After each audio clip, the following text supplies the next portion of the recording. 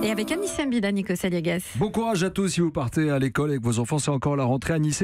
On va parler santé ce matin. Vous avez trouvé une nouvelle génération d'IRM qui scanne en moins de 5 minutes, alors qu'aujourd'hui c'est un peu plus long, ça peut prendre 1 heure, il y a du bruit, c'est stressant. Exactement, et ça va vraiment changer la vie des patients parce qu'en plus, ça sera moins cher, il faudra plus attendre des semaines avant d'avoir un rendez-vous et surtout, vous l'avez dit, on passera moins de temps à l'intérieur dans le fameux tunnel. Je ne sais pas si vous avez déjà eu à faire une IRM, le casque, c'est horrible, c'est hyper angoissant, le gros tube, il faut être parfaitement immobile pendant parfois 1 heure. J'ai l'impression d'être enterré, quoi. Et surtout, vous parliez du bruit, ceux qui n'ont pas fait, écoutez le bruit que ça fait.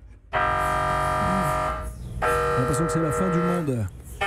Coupez-moi ça, bonne rentrée. Et le pire, c'est pour les enfants, parce qu'on est obligé d'utiliser des sédatifs et même parfois de faire une anesthésie générale pour être sûr qu'ils ne bougeront pas. Et bien, une équipe de chercheurs de l'université de New York aux États-Unis a mis au point une nouvelle méthode de scan qui divise par 10 le temps d'une IRM. Donc, il n'y aura plus à rester parfaitement immobile. Il ne restera immobile que 1 ou 2 minutes pour un scan complet.